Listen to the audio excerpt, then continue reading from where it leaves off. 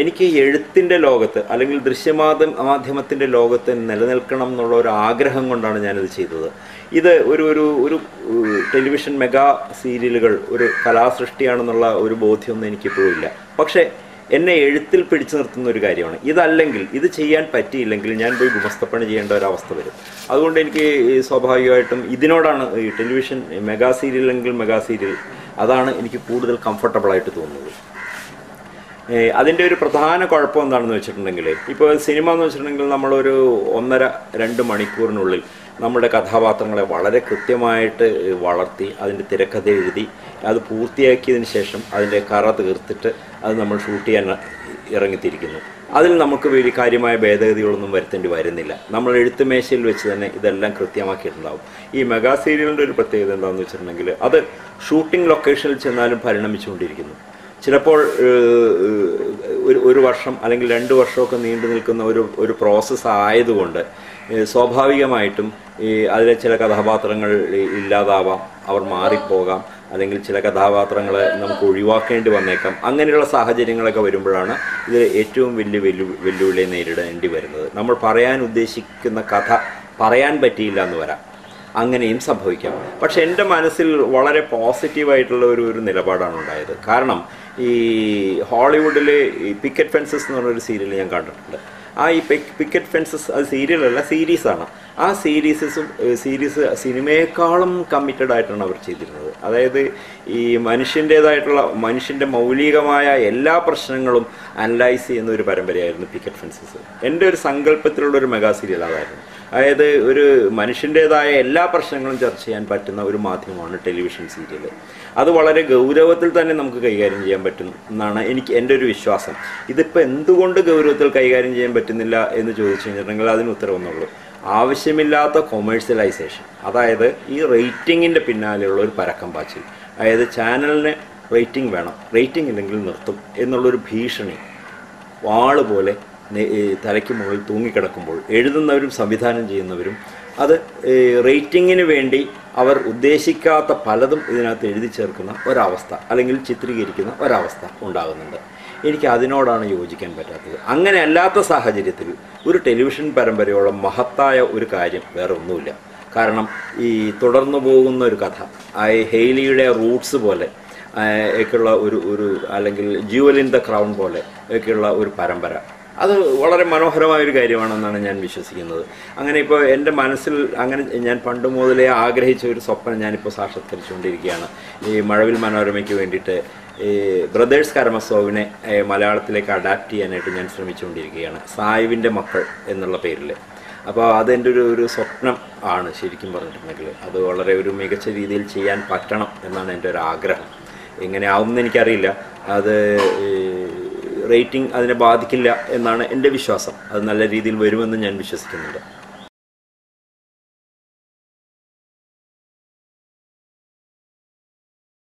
ദൃശ്യമാധ്യമ രംഗത്ത് തന്നെ ഏറ്റവും അധികം ബാധിച്ചിട്ടുള്ള ഒരു വിടപറയൽ NF വർഗീസിൻ്റേതായിരുന്നു.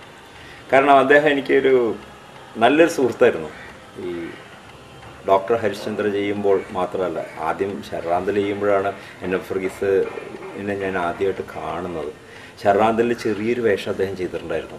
അപ്പോൾ ആ ഒരു ചെറിയ വേഷം ചെയ്യുമ്പോഴും ആ മനുഷ്യൻ്റെ അങ്ങയുടെ ഉള്ളിലെ കലാകാരൻ്റെ ആ ഒരു സ്പിരിറ്റ് തൊട്ടറിയാൻ പറ്റിയിരുന്നു. അപ്പോൾ ഈ ഡോക്ടർ ഹരിശ്ചന്ദ്ര ചെയ്യുമ്പോൾ അതിൽ നായക വേഷത്തിലേക്കാണ് പുള്ളി അദ്ദേഹത്തെ വിളിച്ചത്.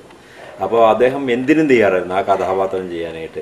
ശരിക്കും പറഞ്ഞിട്ടുണ്ടെങ്കിൽ ഞാൻ ജൂഡ് NF വർഗീസ് ഇവരൊക്കെ ഒരുമിച്ചാണ് വളർന്നത്. ആ വളർച്ച ഞങ്ങൾ ഒരുമിച്ചായിരുന്നു. അതിനുശേഷം മിഖായലിൻ്റെ സന്തതികൾ ചെയ്യുമ്പോഴും ഈ NF വർഗീസ് കൂടെ ഉണ്ടായിരുന്നു. ആദ്യം മുതൽ അവസാനം വരെ കൂടെ ഉണ്ടായിരുന്നു.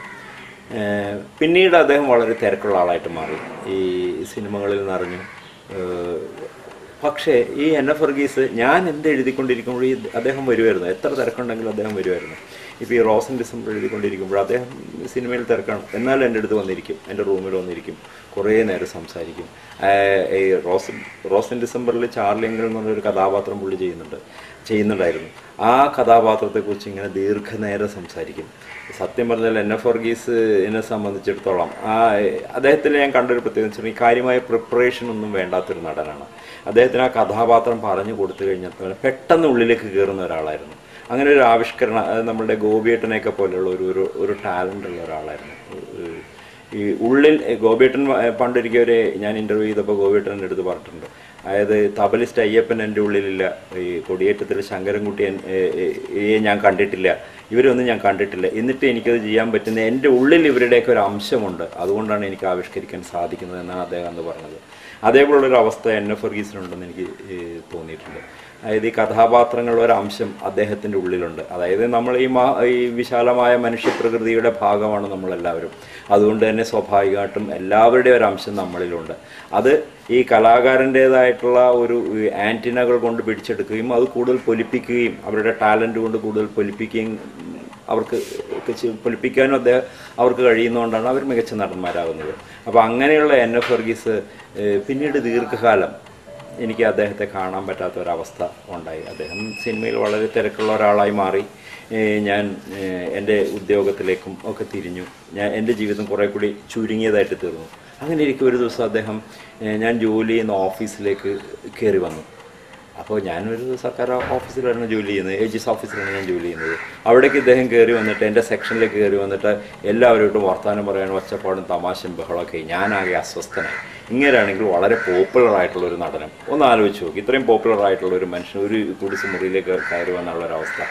ഞാൻ ഇയാളെ വിളിച്ചുകൊണ്ട് പുറത്തേക്ക് ഇറങ്ങി. പുറത്തേക്ക് പോകാമെന്ന് പറഞ്ഞു നേരെ ഒരു അടുത്തുള്ള ഒരു ക്യാൻറ്റീനിലേക്ക് കൊണ്ടുപോയിട്ട് ചായ കുടിക്കാനിരുന്നു. അവിടെ ഇരുന്നും പുള്ളി എല്ലാവരുമായിട്ടും കൈ കൊടുക്കലും തമാശ പറയലും ഒക്കെ, ആ കൂടെ ബഹളം. അതാണ് NF വർഗീസ്. അദ്ദേഹം ഈ മനുഷ്യരുടെ ഇടയിൽ ജീവിച്ച ഒരാളാണ്. ഈ നടനായി കഴിഞ്ഞിട്ടുണ്ടെങ്കിൽ ഉടനെ ഒരു ഗ്ലാസ് പാലസിൽ കയറിയിരിക്കുന്ന ഒരവസ്ഥ NF വർഗീസിന് ഉണ്ടായിരുന്നില്ല. അങ്ങനെയുള്ള NF വർഗീസാണ് പെട്ടെന്നൊരു ദിവസം എൻ്റെ കൺമുന്നിൽ നിന്ന് അപ്രത്യക്ഷമായത്. അതെനിക്ക് ചിന്തിക്കാൻ പറ്റാത്തൊരു കാര്യമായിരുന്നു. പക്ഷേ ഇപ്പോഴും ഈ അദ്ദേഹത്തിൻ്റെ മൃതശരീരം ഞാൻ കണ്ടു എങ്കിൽ പോലും അദ്ദേഹം മരിച്ചതായിട്ടുള്ള ഒരു ഫീൽ എനിക്കില്ല. അദ്ദേഹത്തെ എനിക്കിപ്പോൾ കാണാൻ പറ്റുന്നില്ല എന്നുള്ളത് മാത്രമേ ഉള്ളൂ. ഈ അദ്ദേഹത്തിൻ്റെ ഒരു സാന്നിധ്യം നന്നായിട്ട് എനിക്ക് അനുഭവപ്പെടുന്നുണ്ട്. അതുപോലെ തന്നെയാണ് ഞങ്ങളുടെ ഒപ്പം വർക്ക് ചെയ്തിരുന്ന ശ്രീ ഏലിയാസ് ബാബു. അദ്ദേഹം ഒരു കാർ ആക്സിഡൻറ്റിലാണ് മരിക്കുന്നത്. അതും വല്ലാത്തൊരു ദുരനുഭവമായിരുന്നു. മലയാളത്തിൽ ഉയരങ്ങൾ കീഴടക്കാൻ കഴിവുള്ള ഒരു നടനായിരുന്നു ശ്രീ ഏലിയാസ് ബാബു. അദ്ദേഹം ഇപ്പോൾ നമ്മുടെ ഒപ്പം ഇല്ല.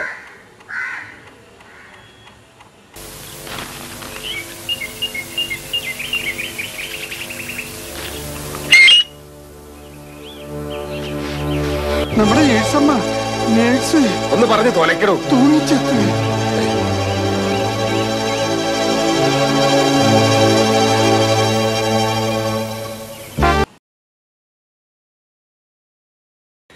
ഒരു തിരക്കഥാകൃത്ത് എന്നുള്ള നിലയിലാണ് ഞാൻ എന്നെ അടയാളപ്പെടുത്തുന്നത്.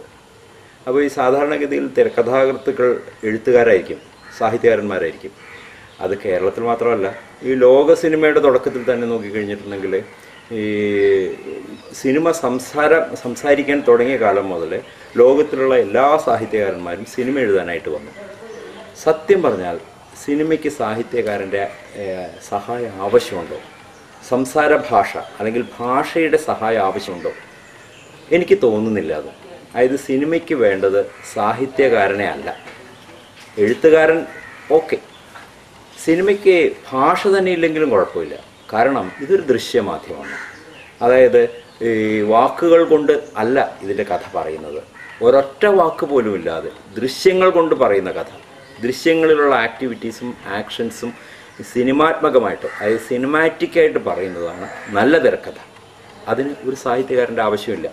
അതുകൊണ്ടായിരിക്കും ഈ ലോകപ്രശസ്തനായ താർക്കോവ്സ്കി, എനിക്കറിയില്ല ഈ സാഹിത്യകാരന്മാർക്ക് സിനിമയിൽ എന്താണ് സ്ഥാനം, എന്തിനാണ് അവർ ഈ സിനിമാ രംഗത്തേക്ക് വരുന്നതെന്ന് ഒരിക്കൽ താർക്കോവ്സ്കി ചോദിച്ചിട്ടുണ്ട്.